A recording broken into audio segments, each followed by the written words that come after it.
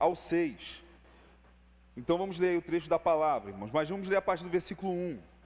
Efésios 4, do 1 ao 6, diz assim: Por isso eu, o prisioneiro no Senhor, peço que vocês vivam de maneira digna da vocação a que vocês foram chamados, com toda humildade e mansidão, com longanimidade, suportando uns aos outros em amor, fazendo tudo para preservar a unidade do Espírito no vínculo da paz.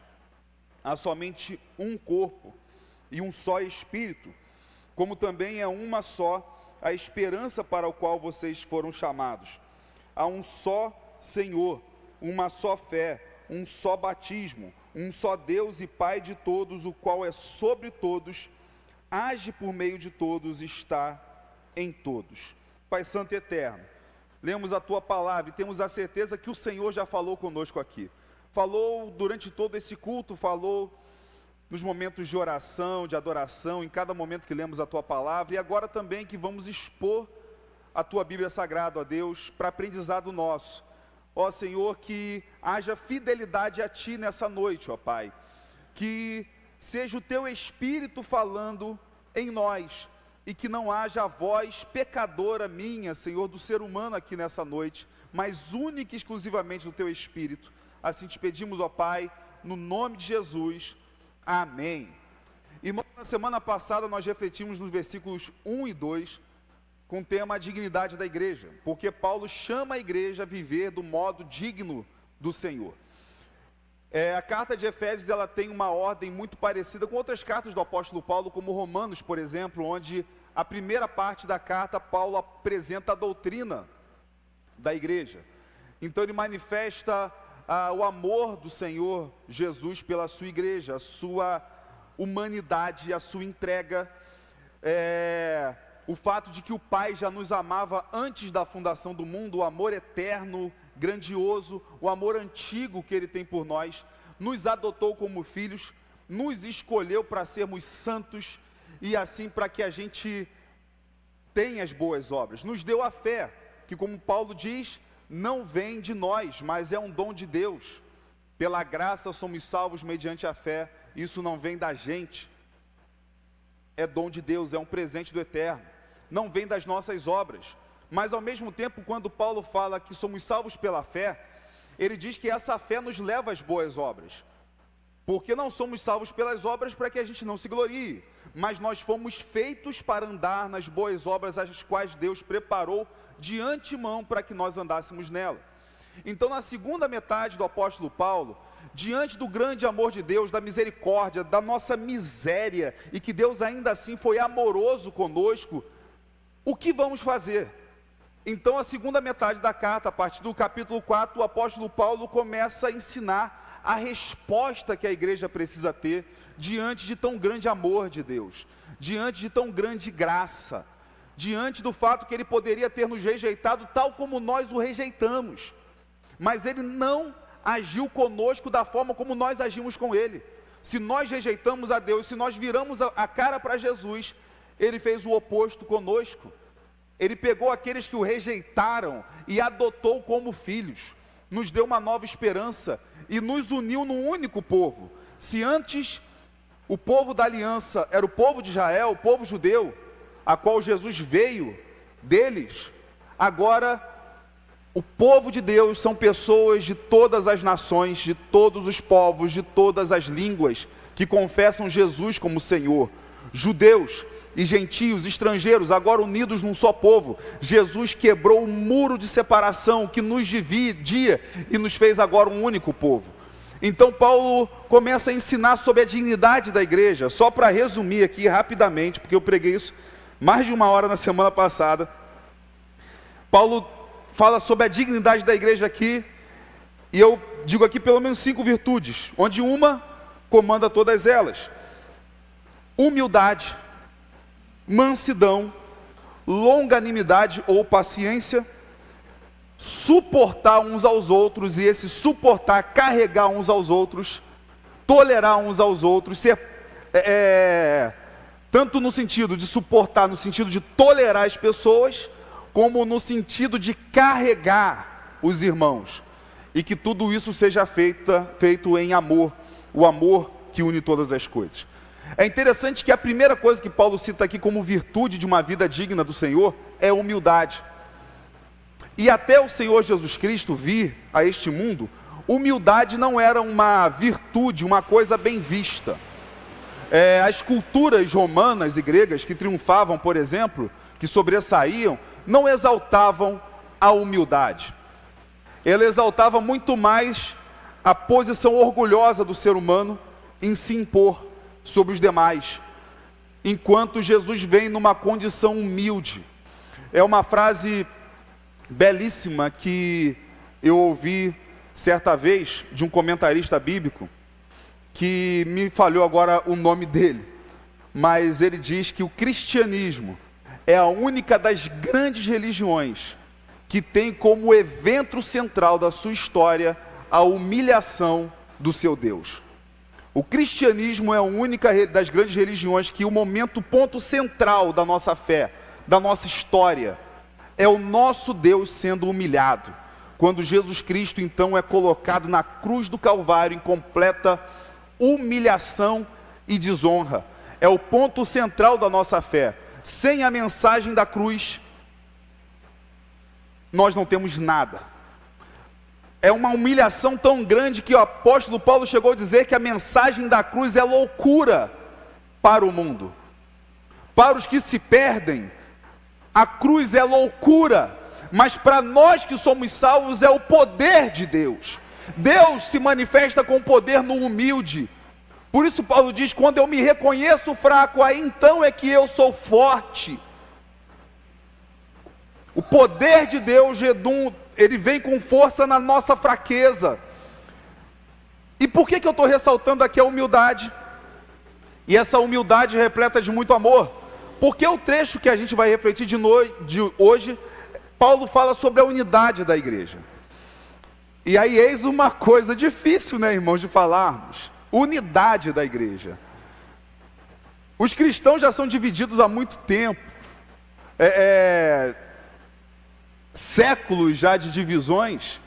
A cada domingo uma nova igreja está nascendo com um novo nome. Hoje deve ter uma igreja com uma outra nomenclatura, com uma outra ideia, com uma outra visão, com outras paradas tudo diferente, abrindo. E é o seguinte, irmãos, que raio de unidade é isso?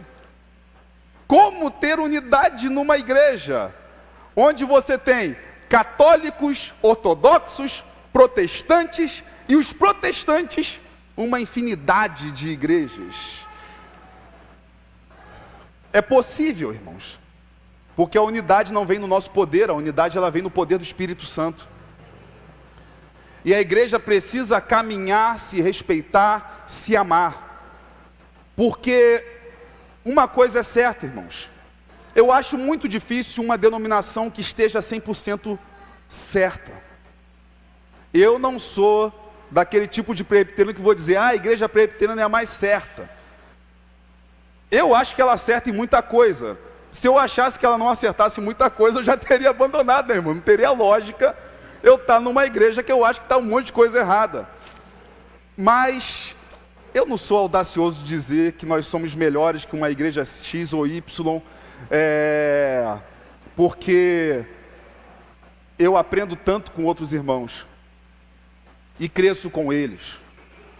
Sou presbiteriano, mas como eu gostaria que a nossa igreja tivesse um culto mais do fogo, né? Assim, mais penteca, assim, né, irmãos? Mas eu não sou eu que comando isso tudo, e eu não sou eu que vou definir a forma dos irmãos adorarem. Mas o que acontece, irmãos, eu digo que até mesmo dentro da igreja, nós podemos ter irmãos que adoram de forma diferente, com o seu jeito de ser, na sua intimidade ao Senhor, e isso tem que ser respeitado. Taxar uma pessoa de mais santa, mais espiritual, por causa que ela é mais silenciosa, ou porque ela é mais barulhenta, eu acho que isso é de uma infantilidade muito grande da nossa parte, irmãos.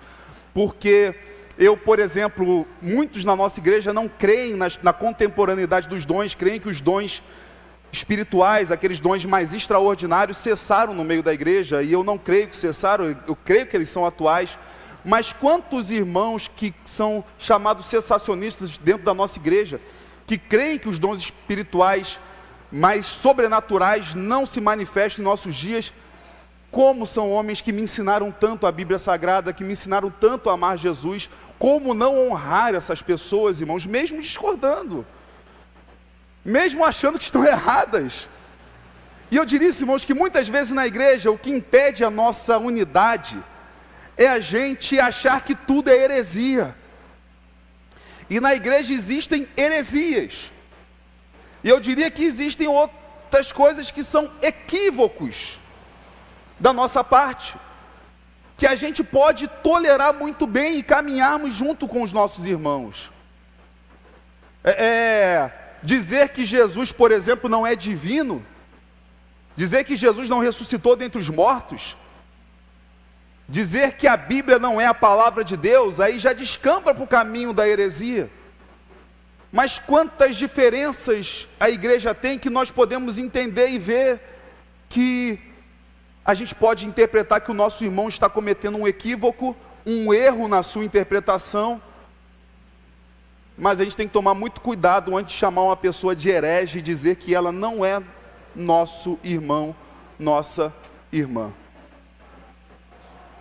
Temos que tomar muito cuidado para não nos tornarmos a medida de quem é e quem não é, e sermos mais tolerantes com os nossos irmãos evangélicos nas suas variadas denominações. A nossa igreja mesmo aqui nem se fala, porque a nossa igreja é quase um lugar de exílio, né? A gente tem irmãos batistas, pentecostais e tem de variedade, Assembleia de Deus, que congrega aqui com a gente, que eram, né? Agora são presbiterianos, né? Mas alguns são presbiterianos na minha nomenclatura, mas algumas convicções ainda estão lá, né? E os irmãos mesmos novos, quantas vezes, muitos aqui são testemunha, o que eu falei para vocês várias vezes? Eu nunca disse o seguinte: olha, a igreja de onde vocês vieram estava errada e a gente está certo. Eu só disse o seguinte: respeite nossa forma de interpretar a Escritura Sagrada. E se você não consegue conviver com algo que é prática da igreja presbiteriana, como o nosso batismo, por exemplo, então, irmão, você vai ter dificuldade de estar aqui com a gente. E cada irmão aí é prova de que eu apresentei o porquê da nossa forma de batismo, mas nunca tentei convencer ninguém de que nós somos os certos. E a única coisa que eu pedi é o seguinte: mesmo que você carregue ainda o seu jeito de pensar, respeite essa igreja a qual agora você faz parte, porque isso é o que nos fortalece e nos ajuda na unidade. Buscar a unidade da igreja, viver a unidade da igreja, ela é um esforço. Mas eu diria, irmãos, que a dificuldade não vai apenas no campo doutrinário, muitas vezes, nossa dificuldade de unidade vai no campo dos relacionamentos, da nossa forma de conviver, das agressões, que eu não digo físicas, mas muitas vezes verbais, de conduta, que nós temos uns com os outros. Por isso que Paulo diz assim no versículo 3, fazendo tudo isso, que é aquela vida de dignidade da igreja, para preservar a unidade do Espírito, no vínculo da paz. Fazendo tudo, se esforcem, sejam cuidadosos, se entreguem ao máximo. A nossa tradução aí que diz, fazendo tudo, ela já está dizendo, entregue-se ao máximo nesse esforço.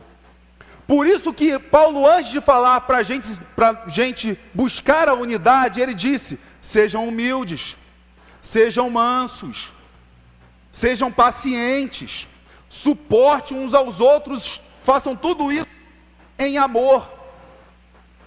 Porque se você não for humilde, se você não for manso, se você não for paciente, se você não suportar os seus irmãos, se você não viver esse amor, já acabou, irmãos, game over, não tem como ter unidade. A falta dessas virtudes elimina por completo a possibilidade da unidade, porque as próprias virtudes já são o esforço em ser humilde, o esforço em ser manso, quando o nosso irmão está deixando a gente uma fera, o esforço na paciência, quando já se esgotou, O esforço em carregar quando o irmão se torna problemático.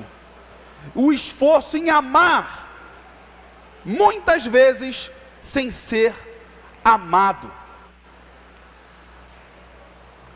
Então ele diz, esforçando-se. Mas percebe, irmãos, esforçando, fazendo tudo, preservando, apressando. Essa palavra ela também tem um sentido de apressar. A unidade da igreja é um esforço que a gente tem que fazer emergencial. A unidade, percebam, a unidade do Espírito. Porque somente quem pode promover a unidade entre nós é alguém chamado Espírito Santo. O Márcio não tem poder de trazer unidade à igreja presbiteriana de Miguel Couto. Ele não tem, porque ele é simplesmente um ser humano. Eu não sou de falar de mim na terceira pessoa não, irmãos. Não sei que doideira deu aqui agora não. Acho que na teologia, quando a gente tem um livro que é acreditado a um autor, mas foi de outro, a gente chama de, tem livros que dizem que é de Pedro, de Barnabé, de Paulo, mas não foi Pedro, nem Barnabé, nem Paulo que escreveu, que os livros surgiram muitos anos depois, eles já estavam mortos. Aí tem o chamado pseudo, né? É o pseudo Barnabé, o pseudo Paulo, o pseudo Pedro. O pseudo vem de falso, né? De outro. Então foi o pseudo Márcio que falou aqui agora. Irmãos, eu só sou um ser humano. E eu diria que muitas das minhas frustrações na minha vida foi por achar que eu conseguiria isso. E eu não tenho como. Até porque eu muitas vezes também falho e provoco a falta da unidade.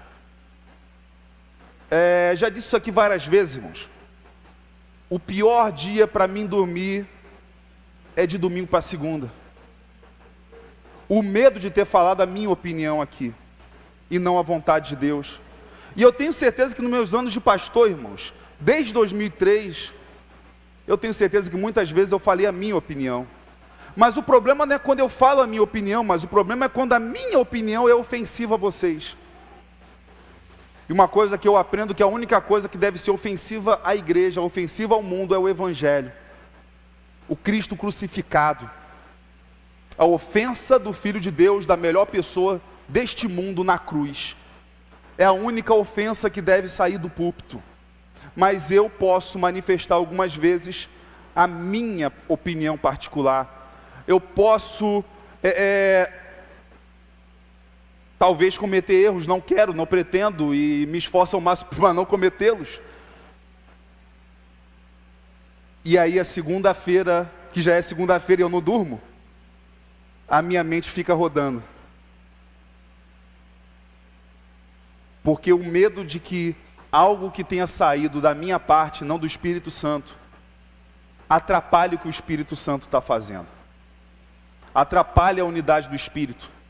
Confunda as pessoas achando que é do Espírito, não é do Espírito, é do Márcio. Por isso que muitos querem ocupar uma posição dessa na igreja, irmãos. Mas eu diria que ocupar uma posição dessa, de pregar num púlpito de uma igreja, é uma posição de uma honra sem igual, mas de uma responsabilidade que não pode ser medida.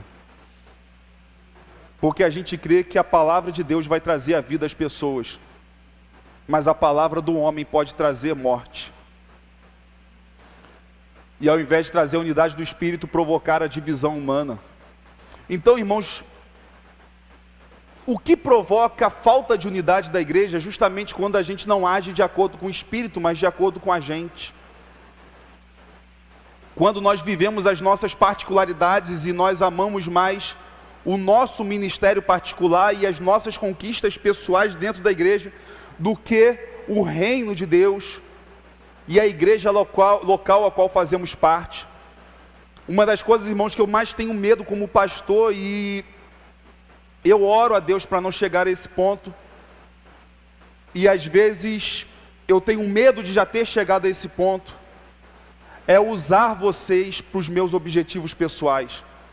Usar a igreja para que eu alcance alguma coisa como pastor, e vocês se tornem simplesmente alguém usado para eu conquistar os meus sonhos particulares, que não tem nada a ver com os planos de Deus para a minha vida. Um medo de não ser irmão de vocês, mas ser alguém que está usando vocês para a construção do seu reino particular. E por isso que eu preciso entrar constantemente em uma luta comigo mesmo. Que aí eu não tenho como vencer, então preciso da ajuda do Espírito Santo para que aconteça aquilo que a palavra diz. A carne luta contra o espírito luta contra a carne, que não é o meu espírito lutando contra a minha carne. O meu espírito e a minha carne estão lutando do mesmo lado, o lado pecador. Mas é o Espírito Santo lutando contra mim, para que eu não prevaleça e o Espírito Santo prevaleça. E essa batalha é a batalha de cada um de nós aqui, irmãos. Por isso que nós somos chamados constantemente à santidade, a uma avaliação pessoal. Nós somos chamados constantemente ao arrependimento. Porque sem percebermos podemos ofender uns aos outros, sem percebermos podemos usar os nossos irmãos, sem percebermos podemos estar massacrando o nosso irmão. Por isso que faz parte da unidade, do esforço da unidade, irmãos, a transparência, a clareza. Se você foi ofendido, fale com quem te ofendeu. Tudo faz parte do esforço. Porque quando o homem se manifesta, a unidade acaba. A unidade da igreja, antes de ser a unidade da igreja, Paulo está dizendo, e fazendo tudo para preservar a unidade do Espírito. Mas sabe de uma coisa, irmãos? A Bíblia ordena unidade, a Bíblia não ordena uniformidade.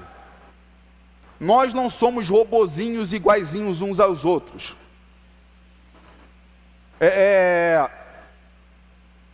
Eu acho, seria muito complicado, irmãos, se todas as igrejas fossem iguaizinhas. Porque significava que teria uma mente maior controlando todos.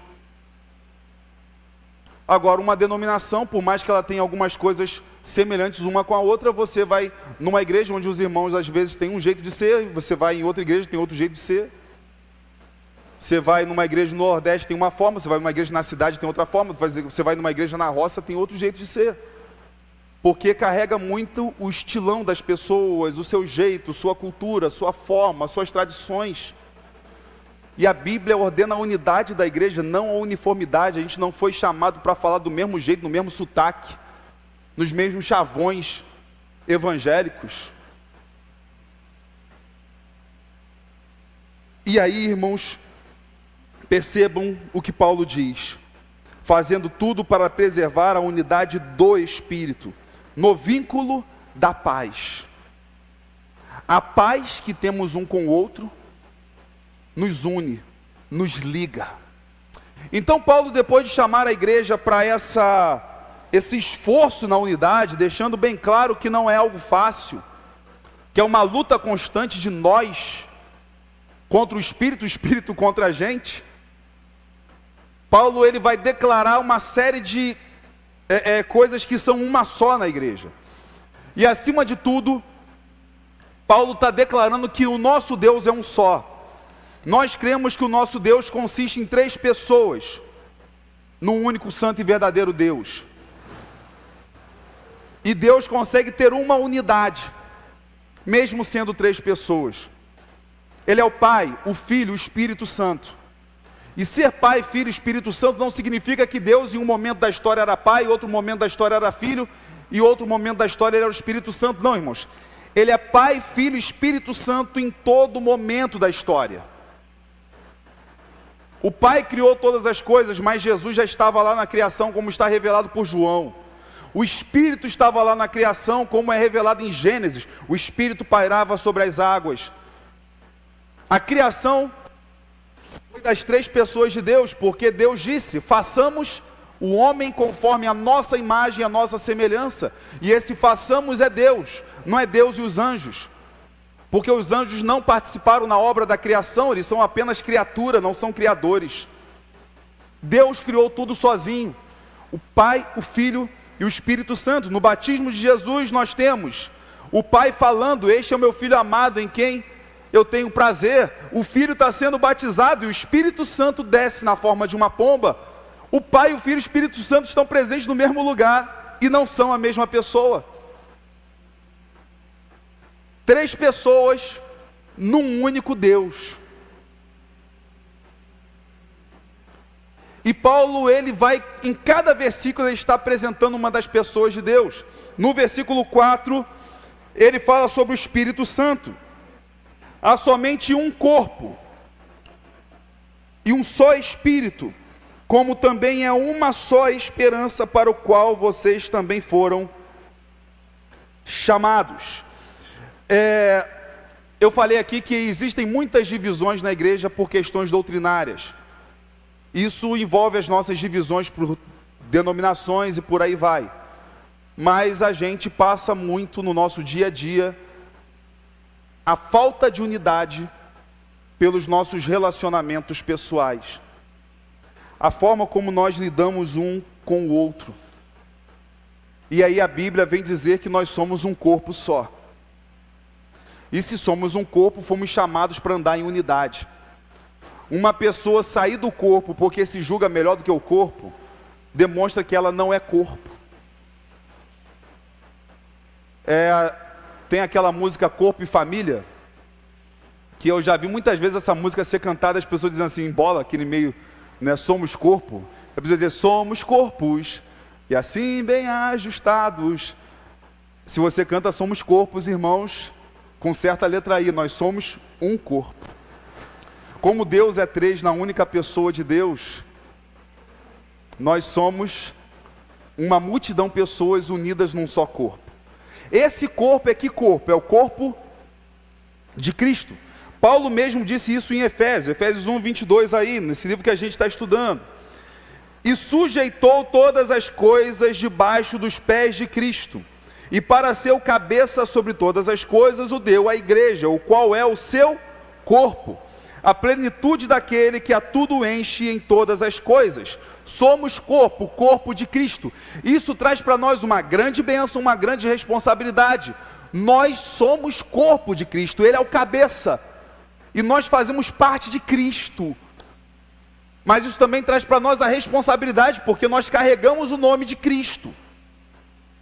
No mundo aí fora, nós não carregamos simplesmente o meu nome. A gente pode dizer assim, uma pessoa não cristã pode dizer, a vida é minha, eu faço o que eu quero, o que eu bem entendo, e cada um me ature do jeito que quiser. O cristão não tem como dizer isso.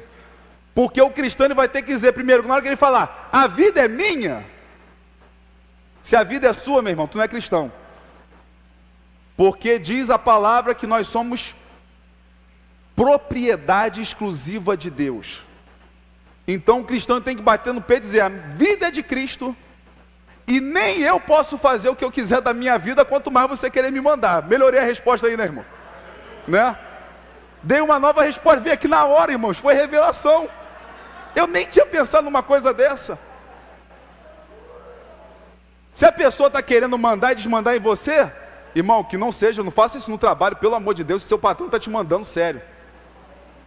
Mas aquela pessoa dominadora, olha, a vida não é minha, minha vida é de Cristo, e nem eu faço o que eu quero da minha vida, quanto menos você.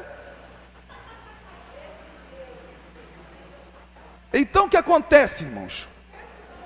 Corpo de Cristo, a qual Ele é o cabeça que governa esse corpo. E aí então Paulo prossegue, um só corpo, um só Espírito. É como se ele estivesse dizendo as virtudes que aquela pessoa de Deus traz.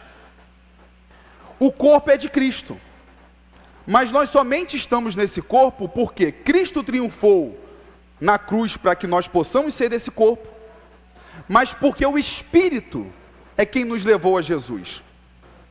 Você tem um irmão, uma irmã, um pai, uma mãe que te convenceu do Evangelho, que pregou o Evangelho para você. Você tem uma pessoa que te discipulou, que te levou a Jesus. Quem me levou a Jesus? Meu pai e minha mãe. Você tem a sua pessoa, que pode ser seu pai e sua mãe também, ou um irmão, uma família, um estranho, alguém que você nem mais conhece. Mas essa pessoa foi só o instrumento humano. Porque a Bíblia diz que quem nos convence do pecado, da justiça e do juízo, é o Espírito Santo. Quem faz a gente se lembrar das coisas que Jesus ensinou, é o Espírito Santo. O ser humano prega aos ouvidos, mas é o Espírito Santo quem vai ao coração e à mente. Por isso nós somos um temos um só corpo, somos um só corpo. E vivemos em um só Espírito, que é o Espírito Santo de Deus, Deus Todo-Poderoso, aquele que nos liberta do reino das trevas, que nos livra dos nossos pecados, que nos convence das verdades divinas, que nos faz crer que a Bíblia Sagrada é a nossa única regra de fé e prática, e que é um livro de Deus. A igreja, irmãos, que despreza, a igreja, ela precisa exaltar as revelações do Espírito, porque o Espírito nos liberta do império das trevas, mas quando a igreja despreza o Espírito Santo, ela própria se coloca nas trevas, na escuridão, e ela não enxerga nada, em total cegueira, e aí não é possível ver a verdade. Esse mesmo Espírito que nos conduz, diz Paulo aí no versículo 4 ainda, em uma só esperança. Paulo está dizendo aqui que nós temos uma vocação, e essa nossa vocação, esse nosso chamado é para a única esperança. A única esperança da igreja está em nosso Senhor e Salvador Jesus Cristo. Por isso que nós não pregamos ao mundo a igreja presbiteriana, nós não pregamos a igreja presbiteriana do Brasil, nós não pregamos a igreja reformada, nós não pregamos a igreja presbiteriana de Miguel Couto, porque a esperança do mundo não está na igreja, a esperança do mundo está em Jesus Cristo. Mas cabe à igreja ser a voz de Jesus Cristo no mundo. Uma coisa que eu ouvi, irmãos, brilhante uma vez, é que a profecia acerca de João Batista, que foi o profeta que anunciou por último Jesus Cristo, que era primo do Senhor Jesus Cristo, a profecia dizia acerca dele, voz do que clama no deserto.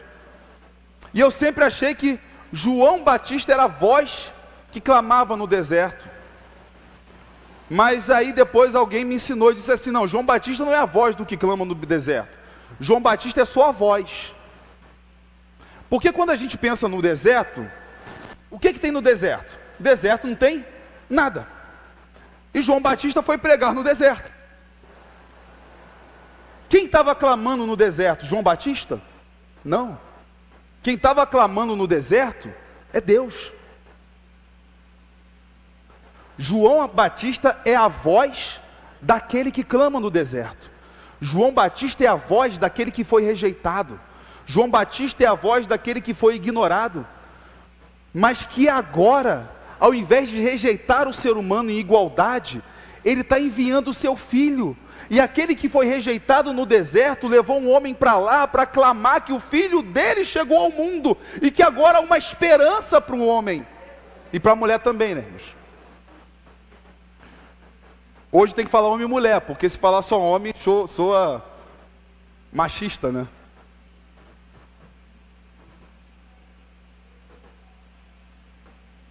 E Deus tinha sido rejeitado. A esperança. E o que acaba muitas vezes com a nossa unidade, irmãos, é a gente perder o senso dessa esperança. A igreja é um organismo vivo que cresce naturalmente. Como tudo que é vivo cresce, se expande. E quando a igreja não se expande, é porque ela está morrendo. Quando a igreja definha, é porque ela está morrendo. E aí tem que se entender o que levou um organismo que é vivo, agora está em processo de morte. É que a gente esquece muitas vezes, irmãos, da esperança única da igreja. E a gente se habitua tanto com os nossos ministérios, com o que a gente faz, e a gente esquece que a nossa vocação foi para essa esperança. Porque ele diz aqui, uma só esperança para o qual vocês foram chamados. Nós temos o nosso ministério, ministério pastoral, ministério de louvor, ministério de teatro, ministério de criança, ministério de mulheres, de homens, células, ministério de adolescentes. Se faltou algum aqui, me perdoe, né? A gente tem vários ministérios, mas todos eles devem servir ao único propósito de que fomos chamados para uma única esperança. Só que se a gente não cuidar do nosso coração, a gente vive para aquele ministério e não para a esperança. A gente vive para aquele ministério e não para o chamado de Deus para a gente. E quando a gente começa a viver para aquele ministério, e tem outro vivendo também para aquele ministério, e tem outro vivendo também para aquele ministério, e a gente esqueceu da esperança, não há unidade, porque a unidade não existe, onde o ser humano prevalece consigo mesmo, mas a unidade, Paulo já deixou bem claro, a unidade está no Espírito Santo, que nos chamou para a única esperança, a qual nós existimos como igreja. A igreja não existe no mundo para anunciar a sua grandeza, o seu poder, a sua beleza, a sua linda forma de adorar, a sua forma potente de pregar a palavra de Deus. A igreja foi chamada para anunciar que o Deus Todo-Poderoso desse universo se tornou um bebê, cresceu, foi humilhado, rejeitado, jogado na cruz, desprezado pelos homens, mas que voltou dos mortos, ressuscitou e um dia há de voltar em glória. É a mensagem do Espírito. E quando a gente rejeita a mensagem do Espírito, nós vamos caminhar contra a unidade da igreja. Nós vamos ter os nossos preferencialismos, ao invés de termos Jesus como nosso preferido.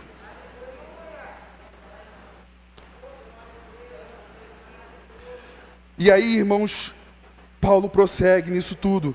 Ele já apresentou aqui o Espírito Santo nessa unidade, porque a unidade da igreja está na centralidade do nosso Deus.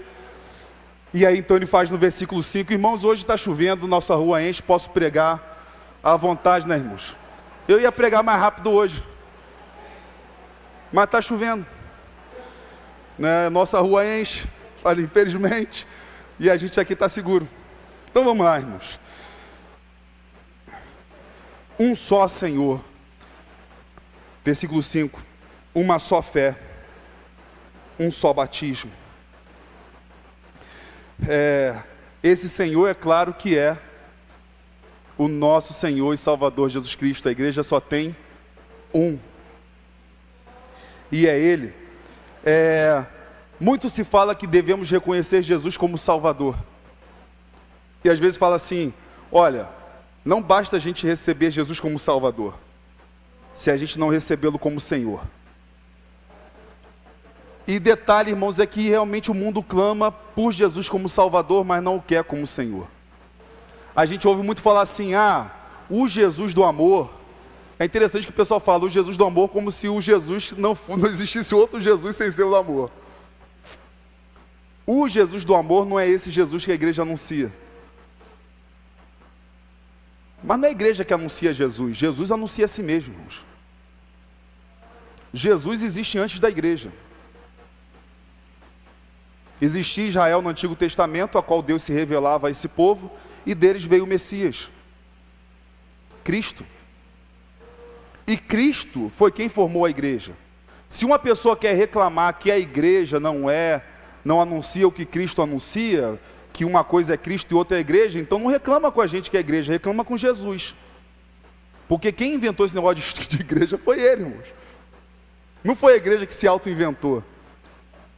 Alguns dizem que o fundador do cristianismo foi Paulo. Jesus, ele só veio, pregou o amor, e Paulo fundou o cristianismo, deturpando tudo que Jesus tinha dito. Eu acho engraçado um homem que tinha uma posição confortável, de poder, entre o seu povo, o cara que batia nos outros, que fazia sofrer, que era o perseguidor, que tinha autoridade do seu governo, deve ter tido, então, se ele não é verdadeiro, se é falso, o apóstolo Paulo, ele teve um delírio no caminho de Damasco, achou que ouviu algum tal de Jesus falando com ele, ficou cego e depois voltou a ver, de repente alguém vai dizer, foi uma vertigem que ele teve, e o cara largou sua posição de poder, com homens sob o seu comando, para agora apanhar em praça pública, para nego tirar a roupa dele, deixar só de cueca, espancar ele no meio de uma praça, jogar numa prisão fedorenta, ser apedrejado, ser chicoteado e por aí vai.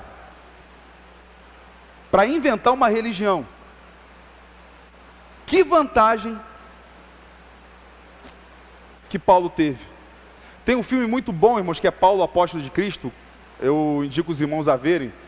que é claro que não está na Bíblia, né? Mas eles botam uma brincadeirinha entre Lucas, já que Lucas escreveu Atos dos Apóstolos e era discípulo de Paulo, onde Lucas fala: Paulo, andar contigo não foi muito vantajoso, não. Andar contigo, eu sei o que era a minha vida antes de começar a andar contigo. Que raio de homem é esse, irmãos, que ia querer um projeto de poder, onde esse projeto de poder, depois de apanhar a vida inteira e ser aprisionado a vida inteira, ia terminar perdendo a cabeça em Roma, pelo machado de um carrasco? Dizer que um cara desse inventou uma religião para projeto pessoal, irmãos, é muita loucura. Eu acredito que louco é quem diz isso, e não o apóstolo Paulo. Paulo sabia o que estava fazendo, como o próprio apóstolo Paulo diz: porque eu sei em quem eu tenho crido e estou certo que Ele é poderoso para guardar o meu depósito até aquele grande dia final. Jesus fundou a igreja. Jesus disse para os discípulos: eu edificarei a minha igreja e as portas do inferno não prevalecerão contra ela. Por isso a igreja é chamada a viver a vontade do Senhor. Ela se submete ao Senhor, porque há um só Senhor, Jesus Cristo, Senhor que reina, que comanda a igreja. Aí eu diria o seguinte, irmãos: se é só um Senhor, eu queria aqui pegar pelo menos um trecho das Escrituras Sagradas que envolve a nossa unidade e o esforço pela unidade, e entender: Jesus é o Senhor da igreja, então a forma de agir da igreja tem que ser a forma de Jesus e não a nossa forma. Eu pedi para o Antônio colocar na tela aqui para a gente aqui, Mateus 18, versículo 15. A gente está dizendo: ele é o Senhor. Muitos querem Jesus apenas como Salvador, mas não há como ter Jesus apenas como Salvador. Ele é o Senhor e Salvador das nossas vidas. Se Ele é o Senhor, já não sou eu mais quem manda em mim, mas Ele é que governa a minha vida. Ele é o Senhor da igreja, então a forma da igreja se portar é a forma dele. Então vamos ver como que Jesus ensina a gente a lidar com um irmão que vacila com a gente, com um irmão que errou com você, irmão. A forma de Jesus falar, e vamos nos submeter, irmão, vamos clamar a Deus para que a gente se submeta à forma de Jesus, como Senhor. Vamos ler juntos, irmãos? Se o seu irmão pecar contra você, vá e repreenda-o em particular. Se ele ouvir, você ganhou o seu irmão. A gente vai ler até o 18, até o 20, aliás, pode prosseguir. Mas se não ouvir, leve ainda com você uma ou duas pessoas, para que pelo depoimento de 2 ou 3 testemunhas, toda a questão seja decidida. E se ele se recusar a ouvir essas pessoas, expunha o assunto à igreja. E se ele se recusar a ouvir também a igreja, considere-o como gentil e publicano. Em verdade lhes digo: tudo que ligarem na terra terá sido ligado nos céus, e tudo que desligarem na terra terá sido desligado nos céus. Até o 20. Em verdade também lhes digo, que se 2 de vocês sobre a terra concordarem a respeito de qualquer coisa que vierem a pedir, isso lhes será concedido por meu Pai que está nos céus. Já com muita força o 20? Porque onde estiverem 2 ou 3 reunidos em meu nome, e eu estou. A gente gosta muito de falar esse último versículo, né, irmãos? Onde estiverem 2 ou 3 reunidos em meu nome, ali eu estou. Mas, irmãos, o texto ele tem que ser entendido na sua forma completa, não apenas uma parte. Já começa lá a forma como a gente se lida um com o outro. 2 ou 3 que juntos Jesus está presente. De que forma que Jesus vai estar presente? Simplesmente por estarem no mesmo lugar dizendo que Jesus é Deus? Ou porque agem em concordância em Cristo, como aqui diz o texto? Porque buscaram resolver suas diferenças, suas ofensas, como aqui Jesus está dizendo? Irmãos, uma vez eu tive com um grupo de outros líderes para tratar uma igreja que estava morrendo. Eu acho nem que estava morrendo, eu acho que já estava morta já, só faltava enterrar. É até duro dizer isso, mas é uma realidade. Mas é aquilo, né, irmãos? Deus é capaz de fazer ressuscitar os mortos. Então aquela igreja morta, não sei se ressuscitou, Deus abençoe que tenha ressuscitado. Mas era uma igreja com um templo da nossa denominação, com um templo maior que esse nosso aqui. Um templo maior que o nosso, com 11 membros, e desses 11 membros, 3 facções. Quando eu percebi o ambiente, eu pensei, cara, isso aqui é um inferno. 11 pessoas e 3 facções. Dava até para nomear, né, irmãos? ADA, TCP, Comando Vermelho. O triste é que era uma igreja. O triste é que era uma igreja.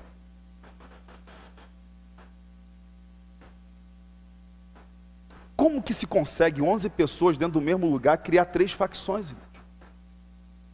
Primeiro, eles não falam entre eles para resolver seus problemas. Eles falam dos problemas que eles têm uns com os outros, com outras pessoas. Mas eu quero voltar e relembrar o que Jesus diz lá, versículo 15 de Mateus. Se o seu irmão pecar contra você, vá e repreenda-o. Bota de novo aí, Antônio, 15. Se o seu irmão pecar contra você, vá e repreenda-o. De que forma, irmãos? Em particular. Em particular. Irmãos, isso aí é uma das ordens mais desobedecidas no meio da igreja. Meu irmão pecou contra mim, eu falo com todo mundo, menos com ele. O irmão em particular não está sabendo de nada. É o oposto. Porque a gente se habituou com os hábitos da nossa antiga humanidade, irmãos. E a gente não entendeu que o caminho da unidade é um caminho de esforço. Eu não estou repreendendo aqui os outros, porque na minha vida cristã, é claro que eu já fiz isso também. Mas a gente não pode se dar o luxo de ficar fazendo isso a vida inteira. E achando que a gente vai dar alguma coisa de bom, irmãos, porque não vai dar. Não vai ser, a igreja não vai ser um organismo vivo, a igreja vai viver morte. Um cenário mortal. E uma igreja que tem um templo como o nosso, como a outra igreja lá que tinha um templo até maior, pode chegar um momento de ter 11 pessoas e 3 facções brigando entre si. Por quê? Porque um irmão não vai ao outro e repreende ele em particular. Até mesmo, irmãos, primeiro, porque o assunto é entre vocês, então cabe a vocês resolverem. Olha que a Bíblia não diz, Jesus nem diz assim, olha, se o seu irmão pecar contra você, vai lá e conta para o pastor. Jesus não disse.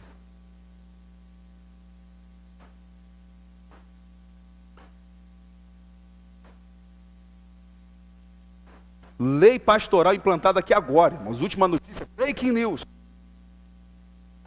Quem vir agora falar comigo mal do irmão, eu vou perguntar, você já falou com ele? Irmão, eu sou pastor para seguir a linha de Jesus. Então, meu irmão, não conte nada para mim enquanto você não contar para o seu irmão. E resolver com ele.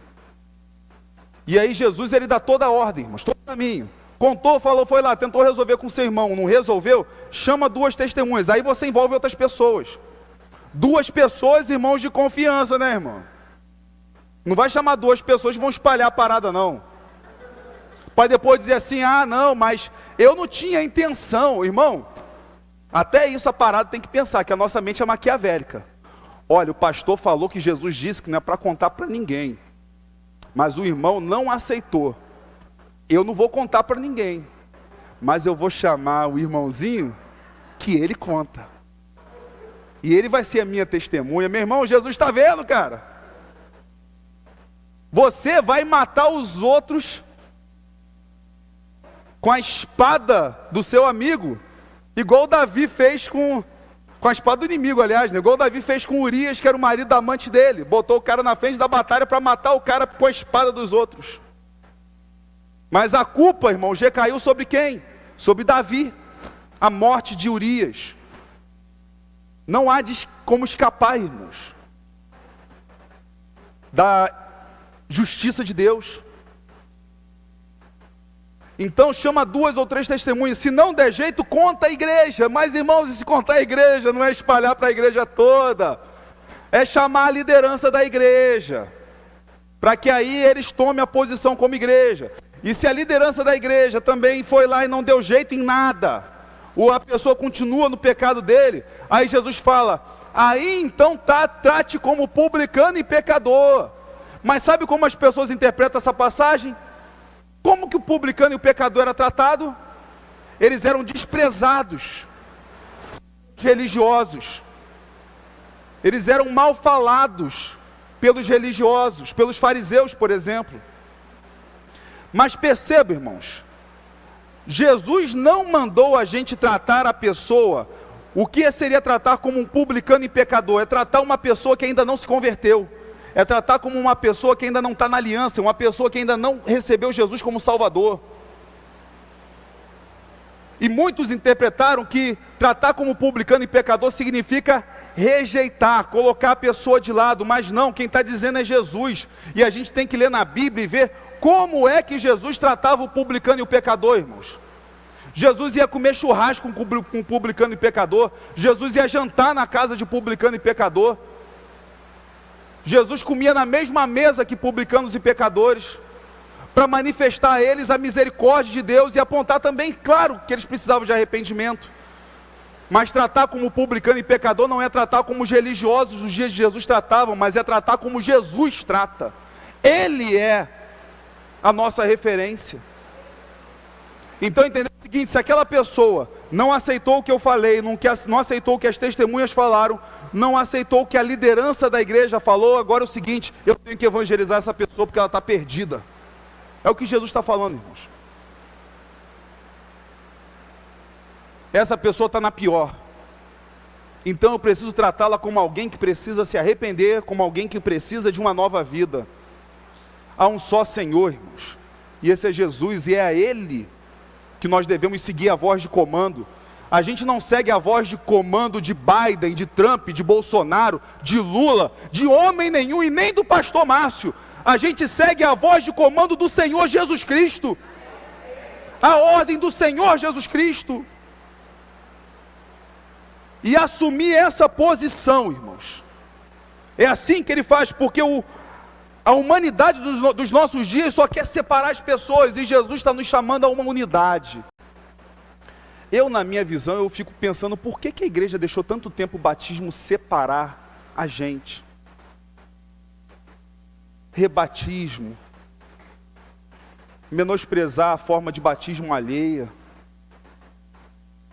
Se, por exemplo, irmãos, tem um material muito antigo da igreja, uma regra de fé, de prática, não é a única regra de fé e prática não, uma forma de lidar da igreja, lá, né, dos primeiros séculos, que é a Didaquê.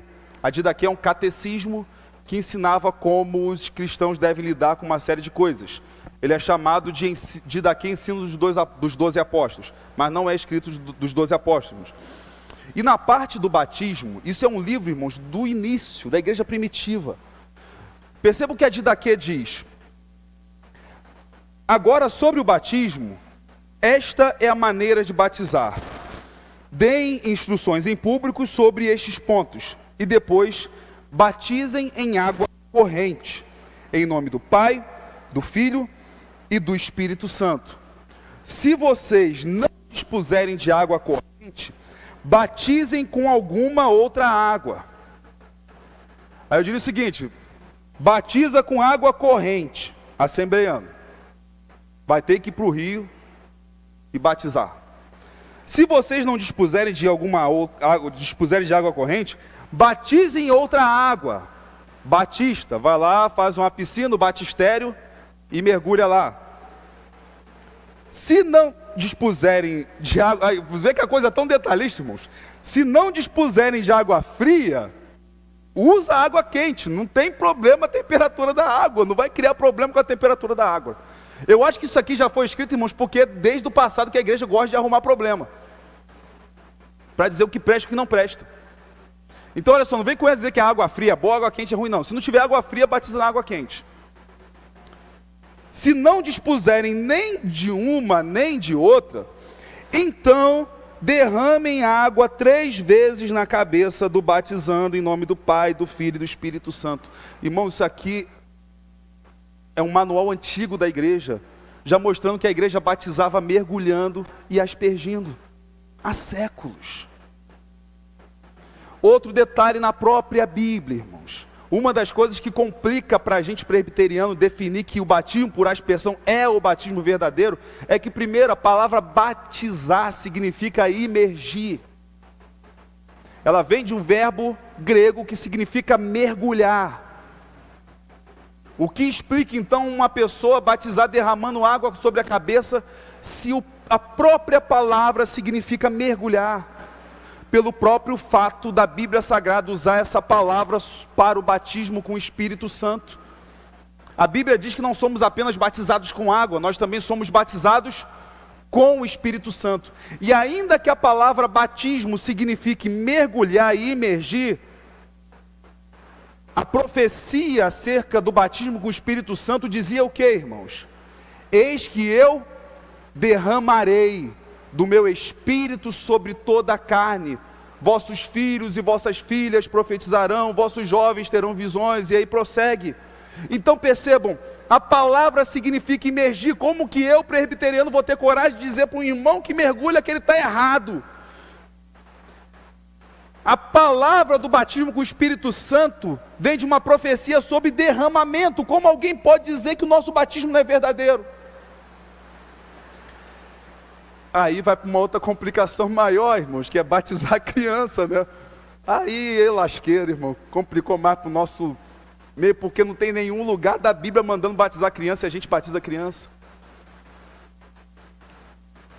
Só que, irmãos, tudo que a gente faz acerca da criança na igreja, nenhuma delas segue uma ordem clara da Bíblia Sagrada.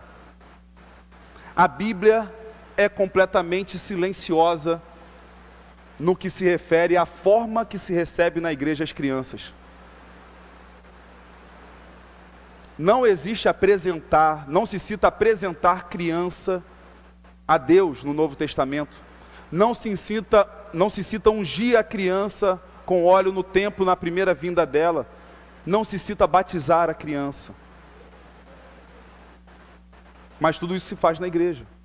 A gente batiza a criança, porque cremos numa aliança, numa continuação do Antigo Testamento, que havia circuncisão, e lá era feita a criança, a gente crê que é feita a criança aqui.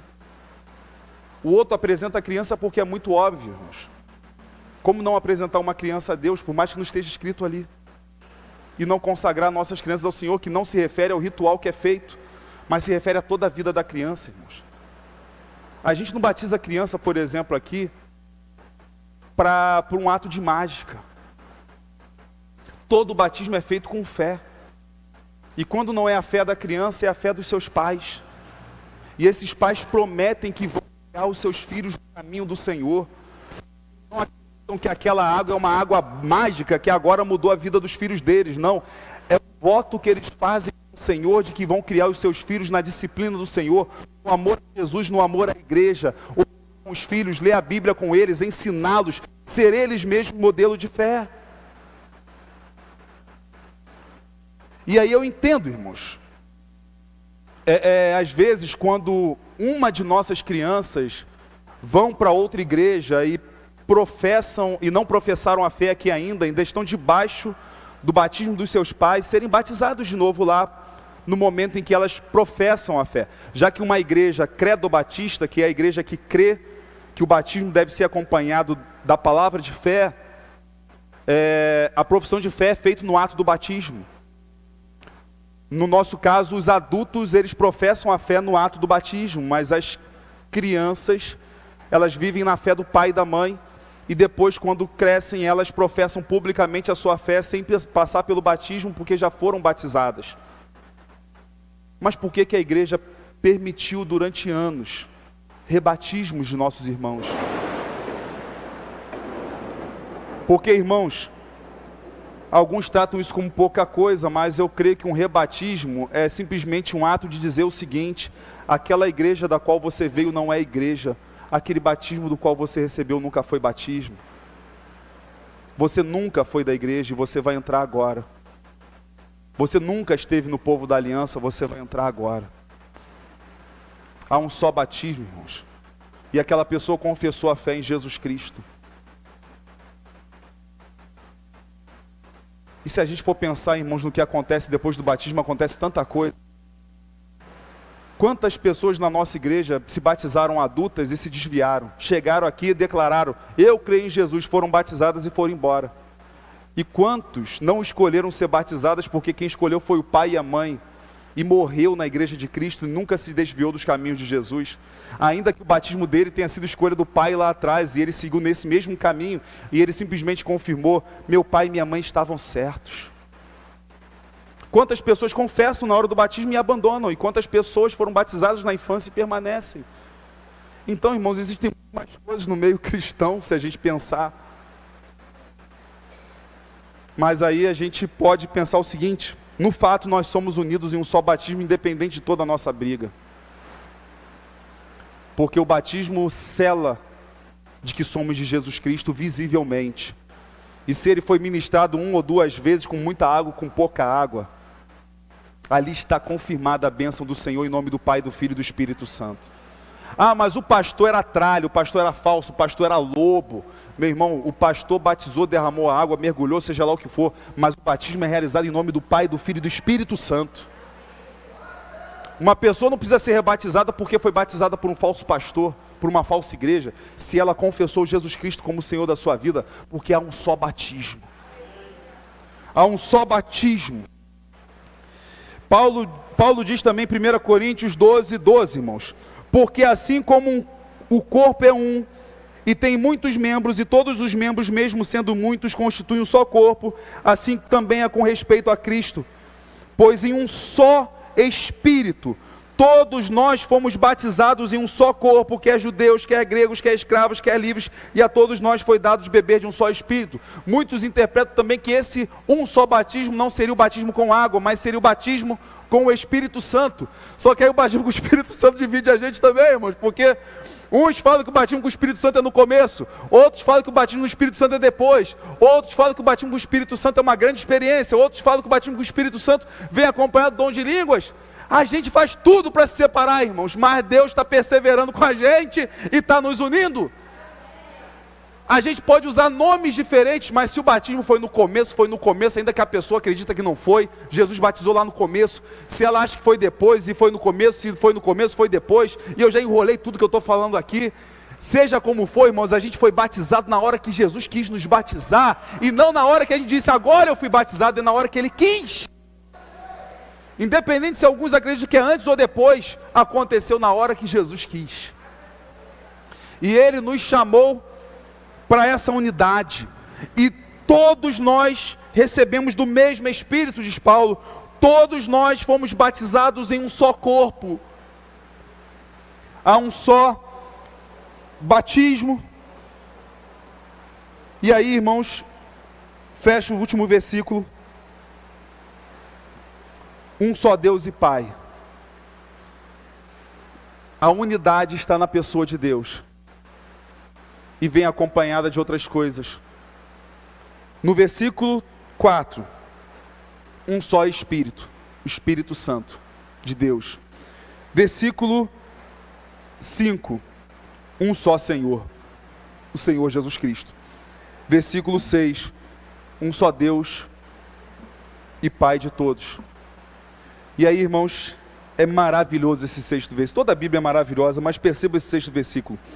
Um só Deus e Pai de todos, o qual é sobre todos, age por meio de todos e está em todos. E a gente na igreja às vezes quer dizer, eu sou mais espiritual, eu sou menos espiritual, eu tenho o Espírito Santo, o outro ali não tem. É como disse Martinho Lutero, o Espírito Santo, uma das manifestações do Espírito Santo foi na forma de uma pomba no batismo de Jesus. E uma das frases de Martinho Lutero foi o seguinte: tem gente que se acha tão espiritual que pensa que engoliu o Espírito Santo com pena e tudo. O mais espiritual, o mais santo, aquele que tem maiores revelações. E aí Paulo está dizendo o seguinte, irmãos, nós vivemos uma unidade, existe só um Deus e Pai, e esse único Deus e Pai, Ele não está sobre mim mais do que está sobre vocês. Há um Deus e Pai que ele não está só de mim e não de outros, e não de vocês, um só Deus e Pai de todos, o qual ele é sobre todos. A presença dele, a doçura dele, a manifestação dele vem sobre todos nós, não vem sobre aquele que se sente mais, não vem sobre aquela denominação que pensa ser a mais santa, não vem sobre aquela igreja local que pensa ser a mais viva, ele vem sobre todos. Ele não age por alguns, ele não age por pastores, ministros, missionários, missionárias, ele age por meio de todos. Entenda, meu irmão e minha irmã, Deus age por meio de você. Assuma essa posição no mundo. Deus age por meio de você. Deus não age mais por meio de mim do que por meio de vocês. Isso é uma mentira. Deus não age mais por meio dos pastores do que pela igreja. Isso é mentira. Deus age por meio de todos. Aquele irmão mais simples que às vezes nem fala, é uma bênção, faz tremer o inferno, e a gente nem ouve a voz da pessoa. Às vezes aquela pessoa que a gente nem conhece, saqueou o inferno várias vezes e no poder de Jesus libertou um monte de vida. Age por meio de todos e está em todos. O Pai está em você, meu irmão. Diz aí para o seu irmão ao lado: o Pai está em você. Ele não está sobre alguns, Ele está sobre você, porque você é filho amado. E meu irmão, a gente falou sobre a unidade, e mesmo se de repente você acabou agindo em algum momento da sua vida contra a unidade, entenda o seguinte: Deus ainda está em você e ainda te ama. E a gente às vezes age contra a unidade, e Ele ainda está nos amando e nos chamando para a gente assumir nossa posição. Acima de tudo, irmãos, buscar a unidade como igreja é cada um de nós buscarmos a nossa unidade com Deus. Você precisa estar entranhado com Cristo. Você precisa clamar a Ele, orar a Ele, se colocar, se derramar sobre Ele, de maneira que você se funde com Deus. E a experiência poderosa da doçura de Deus sobre a sua vida. Desejar a Deus a unidade com Ele, porque sem essa unidade com Deus, a gente não vai ter unidade uns com os outros. E se todos nós buscamos a unidade com Deus, nós nos encontramos unidos na doce presença dEle. Experimentamos da liberdade, do amor que há nele. Experimentamos da imensa graça que mata o meu eu, para que Cristo reine em mim. Irmãos, nós falamos muito sobre unidade, nós pregamos muito sobre unidade, nós cantamos muito sobre unidade. Sempre que a gente prega sobre perdão, pregamos sobre unidade. Sempre que pregamos sobre amor, pregamos sobre unidade. Sempre que pregamos sobre comunhão, pregamos sobre unidade. Quantas vezes, irmãos, a gente aprende sobre a tolerância, o amor que devemos ter com o nosso irmão, sobre o controle da nossa língua, irmãos, e às vezes mal acabou o culto, mal acabou a mensagem, e a gente está ainda dentro desse templo, naquele pátio, detonando nosso irmão. Já observamos algo do nosso irmão no nosso culto que a gente está doido para falar para alguém. O que algum irmão fez, a forma como fez, o que falou, o que deixou de falar, a forma como se vestiu. Ou alguma coisa que aconteceu na semana e você está doido para falar para alguém quando acabar esse culto. Meu irmão, há muita sabedoria no silêncio, aprenda isso. Há muita sabedoria no silêncio. Nós ainda precisamos aprender que quando não temos o que falar, simplesmente não falamos. Deus nos deu poder de falar, mas a boca, ela também fecha. É horrível quando a boca não fecha. Eu de vez em quando tenho uns negócios dos nervos aqui assim, que traz assim a boca. Aí eu forço assim para fechar ela e o negócio vai desinchando, sei lá o que dá, um troço maluco. E eu penso assim, a última coisa que eu quero é ficar com a boca aberta. Aliás, boca aberta, meu irmão, é brabo, né? Fuja de ser um boca aberta, irmãos. E no boca aberta a língua escapa. Então trancafia a língua. Isso é uma palavra para todos nós, irmãos. Eu creio que é uma palavra do Espírito Santo para mim e para vocês. Como eu tenho aprendido tanto a ficar em silêncio. Sabe por que eu demoro para ver meu WhatsApp, irmãos? E vocês às vezes devem ficar muito nervosos comigo, porque mandou uma mensagem já tem uma semana e eu nem vi. Porque eu aprendi a lei do silêncio, irmãos, porque quando eu respondia de imediato algumas coisas que eu recebia, eu me arrependia de ter respondido. E eu pensava assim, eu precisava pensar mais. Só que aí nessa leva acaba que às vezes mensagem que tem nada a ver, não é comum, não é nada assim, eu acabo sem ver. Porque eu adquiri esse hábito de acalmar, eu acalmo meu coração quando eu vou abrir o WhatsApp. É todo um processo, irmãos. Eu acalmo a minha mente, pego aquele momento tranquilo, igual um monge. Aquele monge assim, em paz. Aí eu vou ver o WhatsApp para ver as mensagens. Irmãos, a unidade é um esforço. Mas em primeira coisa, busque com todo o coração a unidade com o Espírito Santo. Porque toda a unidade aqui reside em um mistério, que o mistério foi revelado, como o próprio apóstolo Paulo diz. Há um só Espírito, então busque essa unidade no Espírito. Há um só Senhor, então busque essa unidade no Senhor. Há um só Deus, então busque, e Pai, então busque a unidade com o Pai. Vamos colocar em pé nessa hora, irmãos, e vamos clamar a Deus pela unidade da igreja. Vamos clamar pela unidade da igreja. Eu não quero nessa oração de hoje chamar ninguém aqui à frente, porque eu creio que é uma oração necessária para todos nós. Eu quero te convidar nesse momento a levantarmos um clamor e encerrarmos adorando a Deus, chamar o ministério de louvor. Levantarmos um clamor a Deus nessa hora pela unidade da igreja. É momento também, se você sentir no coração que precisa pedir perdão a alguém, nesse momento peça perdão a Deus. Começa primeiro pedindo perdão a Deus, depois, durante a semana, você busca resolver a causa que você tem com alguém, busca o perdão com essa pessoa. Faça o que Jesus disse, se alguém pecou contra você, vai lá em particular, você e ele. Mas clame a Jesus nessa hora por força, por poder, por misericórdia, por atitude, para Ele moldar quem nós somos. Vamos clamar ao Senhor nessa hora.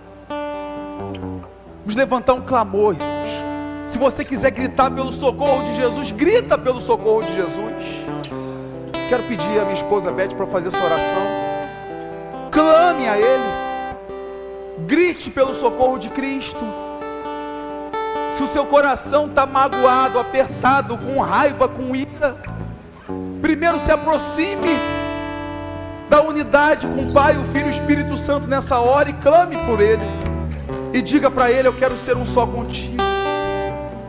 E vamos clamar pela unidade da igreja, para que a gente esteja unido pelo amor, estejamos com o vínculo da paz, unidos pela paz que temos uns com os outros, que é a paz de Cristo sobre nós. Vamos clamar a igreja, vamos clamar a igreja, vamos clamar a igreja.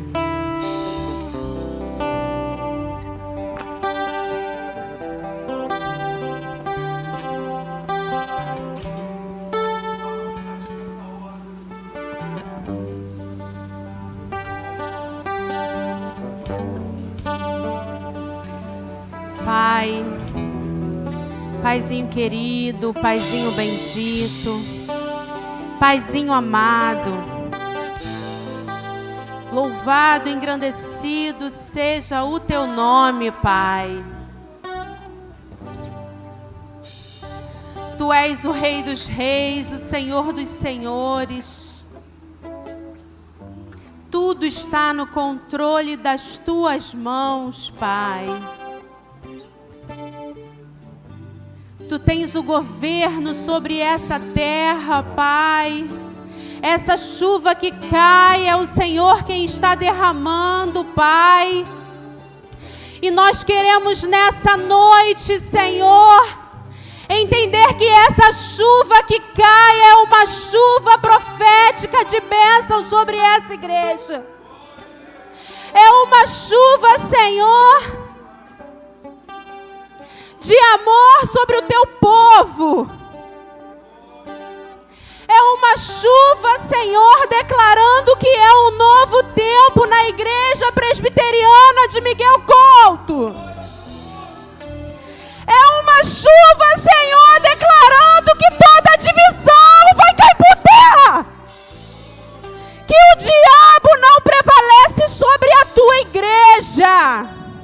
Porque a tua palavra diz que as portas do inferno não prevalecem sobre a tua igreja. E eu entendo nessa noite, Pai, que essa chuva que cai é dizendo, Senhor, que o Senhor está derramando sobre a tua igreja nessa noite um batismo de fogo que vai queimar toda a divisão, que vai queimar toda a obra do inferno sobre a tua igreja. Que toda a cadeia vai ser destruída nessa noite, Senhor. Que toda a corrente, Senhor, do diabo sobre o teu povo está sendo destruída, Senhor. Porque tu tens o poder nas tuas mãos. Tu és o Rei dos Reis. Tudo está no controle das tuas mãos. O Senhor é o Deus Todo-Poderoso. E esse povo que está aqui é teu, Senhor. Essa igreja é tua, Senhor. A igreja de Miguel Couto é tua. Esse povo é teu, Senhor. São teus filhos que clamam nessa noite. Toda falta de perdão vai cair por terra em nome de Jesus. Toda divisão vai cair por terra em nome de Jesus. Toda inimizade vai cair por terra em nome de Jesus. E todos verão, Senhor, que o teu povo vai viver um novo tempo aqui nesse lugar. Que essa igreja vai fazer diferença aqui nesse lugar. Que o inferno vai tremer através dos teus filhos, Senhor. Faça de nós boca tua aqui em Miguel Couto, Senhor. Faça de nós profetas teus aqui em Miguel Couto, Senhor. Levanta homens e mulheres poderosos aqui nesse lugar, Pai. Tira de nós toda a covardia, Senhor. Tira de nós toda a falta de amor. Senhor, em nome de Jesus, cala a nossa boca. Repreende a maledicência do meio do teu povo, Senhor. Repreende em nome de Jesus. Porque o Senhor é Deus Todo-Poderoso. O Senhor pode todas as coisas, por isso nós clamamos a Ti. Queremos viver o centro da Tua vontade, Senhor. Faça-nos, Senhor, viver o centro da Tua vontade. Nos perdoa, Senhor, porque tantas vezes, Pai, nós temos virado o rosto para Ti. Nos perdoa, Senhor, porque tantas vezes nós temos dado ouvido ao diabo, Senhor. Nos perdoa, Senhor. Enche-nos do Teu Espírito Santo. Derrama sobre nós o fogo do avivamento nessa noite. Aviva a Tua igreja. Tira todo o desânimo. Desperta o Teu povo, Senhor. Desperta o Teu povo, Senhor. Desperta a Tua igreja, Pai. Louvado seja o Teu nome, Senhor.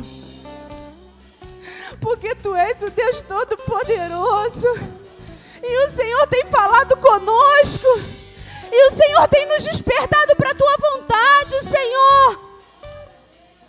Os dias são maus, mas o Senhor tem cuidado de nós. O Senhor tem nos amado. O Senhor tem cuidado das nossas vidas em cada detalhe. Se estamos aqui nessa noite, Senhor, para louvar o Teu nome, para engrandecer a Ti, é porque o Senhor tem cuidado de nós. Abençoa a Tua igreja, Senhor. Aviva o Teu povo. Traz a unidade no meio do Teu povo. Traz a unidade no meio da igreja de Miguel Couto. Traz a tua unidade, Espírito Santo de Deus. Traz a tua unidade. Que possamos ouvir a tua voz. Que possamos ouvir a tua voz. Que possamos parar de dar brecha. Que possamos parar de dar ouvido ao diabo. Que possamos parar de dar ouvido, Senhor, a pessoas que estão perdidas no mundo. Que não sejamos influenciados, Pai, por pessoas perdidas, mas que sejamos influenciadores, que sejamos abençoadores, que sejamos servos fiéis a Ti, homens e mulheres cheios do Teu Espírito Santo que influenciam, que abençoam. Usa-nos para a Tua glória, Pai. Usa-nos para a Tua glória. Esvazia-nos de nós. Esvazia-nos de todo orgulho. Esvazia-nos de toda maledicência. Esvazia-nos de toda falta de amor. E derrama sobre nós a mansidão que vem do Teu Espírito Santo. Derrama sobre nós a benignidade que vem do Teu Espírito Santo. Derrama sobre nós o Teu amor, para que possamos amar. Por mais difícil que seja, muitas das vezes, amarmos uns aos outros. Ensina-nos a amar, Pai. Ensina-nos a amar. Ensina-nos a sermos bons, a sermos pacientes, a termos mansidão. Porque queremos refletir a Tua glória através das nossas vidas e das nossas atitudes dia após dia, Pai. Em nome de Jesus, para a Tua glória, Senhor, para a Tua glória, porque Tu és o Deus eterno, maravilhoso, poderoso, e que tudo isso seja para a Tua glória, não seja para louvor de homens, mas seja para a Tua glória, porque dele, por Ele, para Ele são todas as coisas, para Ti são todas as coisas, Pai. Em nome de Jesus. Amém. Aleluia. Recebamos a bênção, irmãos. A bênção da unidade do nosso Deus. Que a graça maravilhosa de nosso Senhor e Salvador Jesus Cristo, o amor eterno de Deus nosso Pai, as doces consolações, a comunhão perfeita, o fruto, a plenitude, os dons do Espírito Santo, esteja sobre todos nós, sobre todo o povo eleito de Deus, espalhado por toda a terra, desde agora e para todo sempre. Digamos juntos, amém.